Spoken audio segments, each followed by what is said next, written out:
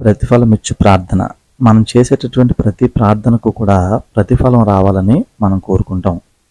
అయితే ప్రార్థన అంటే దేవుణ్ణి అడగడం, దేవుని దగ్గర వేడుకోవడం, ఆయన దగ్గర మనం మొరపెట్టడం, ఆయన దగ్గర మనం ఆక్రందన చేయటం, లేదంటే మన హృదయాన్ని ఆయన సన్నిధిలో కుమ్మరించడం అనేటటువంటిది ప్రార్థన అని మనం అంటాం.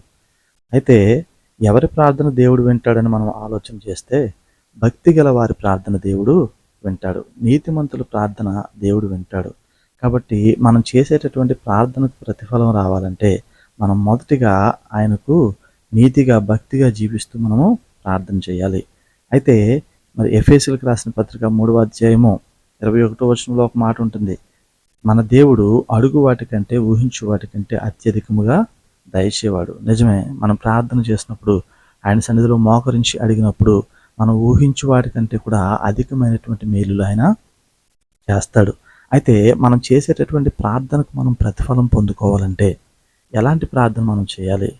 ఉదాహరణకు ఈనాడు మనం ధ్యానాంశముగా మరి హన్నాను మనం చూసినట్లయితే, ఎల్కానా భార్య అయినటువంటి హన్నా ఎంతో హృదయ వేదనతో, దుఃఖముతో, పిల్లలు లేరని మరి ఎంతో వేదన చెందుతూ బాధపడుతూ ప్రభువు సన్నిధిలో ఆమె ప్రార్థన చేస్తుంది.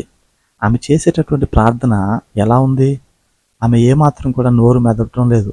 నా ప్రార్థన ఇతరులు వినాలి, నా ప్రార్థన చూసి ఇతరులు మార్కులు వేయాలి, మెచ్చుకోవాలనే ఉద్దేశం చేత ఇతరులకు వినపడేలా ప్రార్థన చేయటం లేదు. కానీ ఆమె నేను దేవునితో మాట్లాడుకుంటున్నాను, నేను దేవునికి విన్నవించుకుంటున్నాను, ఆయన నా హృదయాన్ని అంతరంగాన్ని చూస్తున్నాడు అనేటటువంటి ఉద్దేశం చేత ఆమె దేవుని మందిరంలో మోకరించి మరి దేవుని వైపు ఆమె మరి ప్రార్థన చేస్తూ ఉంది.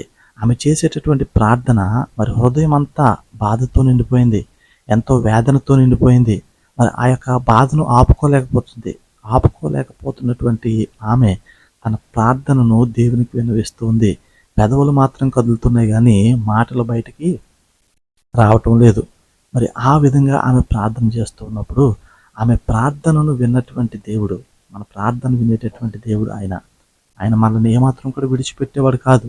మనం కన్నీరు కారుస్తున్నప్పుడు మన కన్నీటినట ఆయన కవలిలో దాస్తాడట. నిజమే, మనం చేసే ప్రతి ప్రార్థనను కూడా ఆయన జ్ఞాపకం ఉంచుకునేటటువంటి దేవుడు. తగిన సమయంలో ఆ ప్రార్థనకు ఆయన జవాబులు దయచేస్తాడు.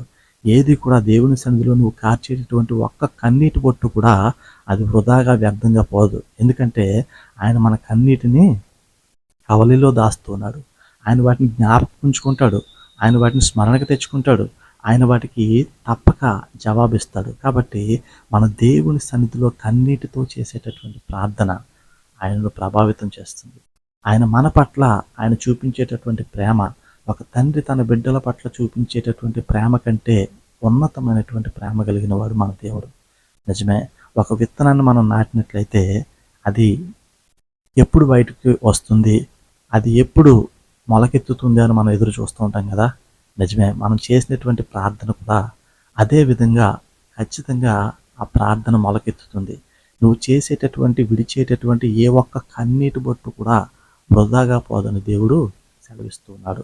నిజమే, మనం చేసేటటువంటి ప్రార్థన భక్తిహీనంగా, మనం చేసేటటువంటి ప్రార్థన వ్యర్థమైన మాటలతో ఉచ్చరించేటటువంటి ప్రార్థన కాకుండా పరిశుద్ధాత్మతో నింపబడి మనం ప్రార్థన చేసినట్లయితే ఉచ్చరింప సఖ్యము కానిటువంటి మూలుగులతో తానే దేవునికి మొరపెడతాడు. కాబట్టి మనం చేసేటటువంటి ప్రార్థన శక్తివంతంగా, నీతిమంతులముగా, యథార్థముగా మనం ప్రార్థన చేసినట్లయితే ఖచ్చితంగా ఆయన మన ప్రార్థనను వింటాడు. దానికి తగిన సమయం ముందు ఆయన జవాబిస్తాడు. కాబట్టి హన్నా వలె మనం కూడా ప్రతిఫలం పొందుకునేటటువంటి ప్రార్థన అనుభవంలోనికి మనం వెళ్ళాలని కొద్ది మాటలు దేవుడు మన వెనుకలో దీవించును కాక.